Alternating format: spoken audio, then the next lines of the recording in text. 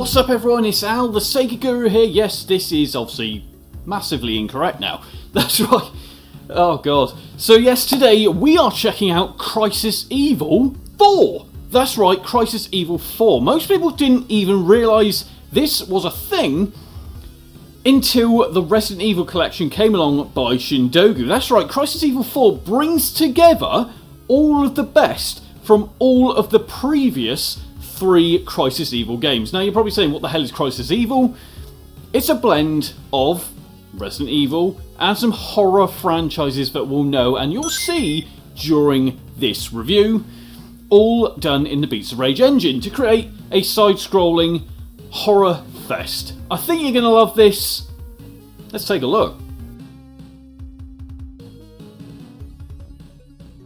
Yes, so clearly not endorsed by Capcom, we've got Crisis Evil, and like I said, it's bringing together all of the different horror franchises now, not just Resident Evil, into a Beats of Rage title.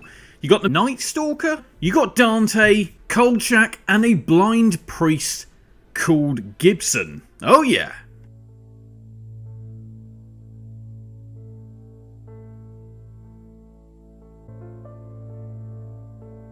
So yes, this very much is a different path for the Crisis Evil series. The first 2 games, or the first 3 games I should say, felt very much Resident Evil based. Don't get me wrong, there are some enemies from Crisis Evil 1, 2 and 3, aka Resident Evil enemies, but this time we've thrown in one hell of a mix.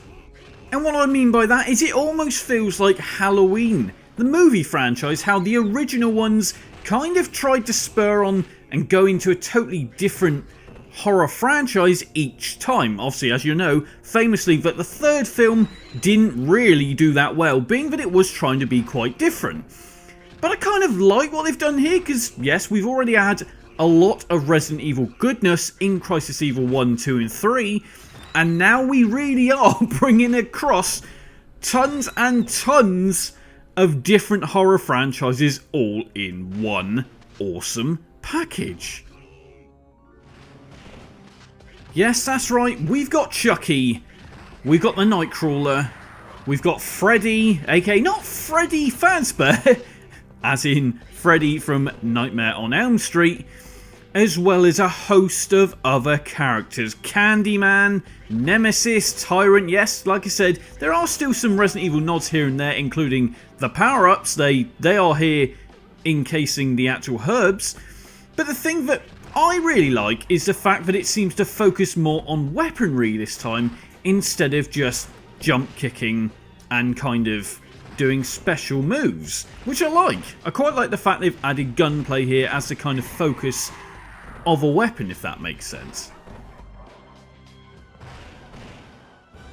Now I'm not 100% sure what version of Beats of Rage this is, or I should say Dreambore. I'm not sure what Dreambore engine this is actually using, I've got to be quite honest.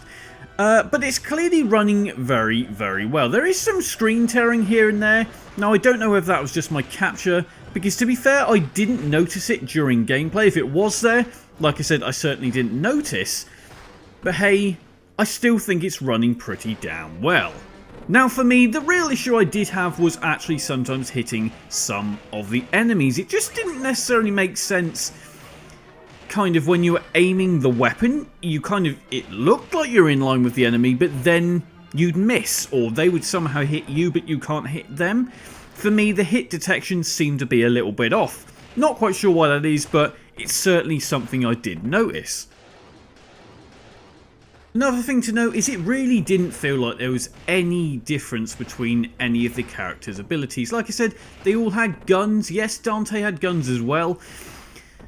So I'm not convinced you really needed a big host of characters, although this is the thing with most Beats of Rage games, there's not a huge difference. Yes, sometimes with the special attacks you can certainly notice a difference, but for me, it didn't feel like it really made any difference who I chose, if I'm quite honest.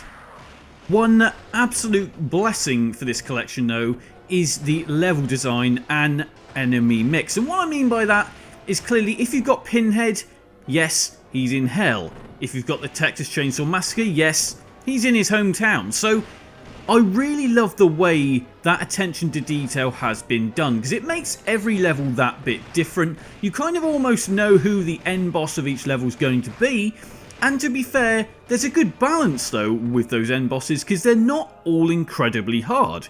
With some Beats of Rage titles, they can be really hard and really monotonous, but here, it actually just throws a bit of a challenge, but it's a nice mix. And with that, you also get the theme tunes thrown in as well. That's right, if you know a theme tune from a film from the enemy here, you're going to know exactly what I'm talking about.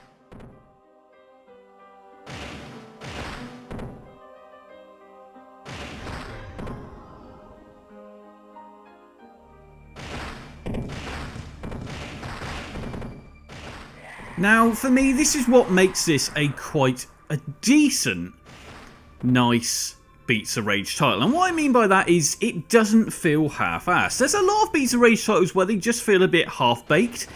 This one actually has a good attention to detail, and I think it's clearly been done by some horror fans. You can tell this by, like I said, the fact they're literally mixing the backgrounds with the end boss, with the theme music. It's all there, it all mixes perfectly to make for that decent horror title. Yes, that's right, get it in the Resident Evil collection now for the Sega Dreamcast. I'm going to drop that in the description box below. It's a decent collection by Shindogu. I think you're going to love it if you're a horror fan and also obviously a Resident Evil fan. As always, like, comment and subscribe. It's Al signing out. If you enjoyed this video, make sure to like, comment and subscribe. As well as that, you can also back the channel on Patreon. QR code is down below. But obviously you can check out this video, you can also check out that video. And on that note, it's Al signing out.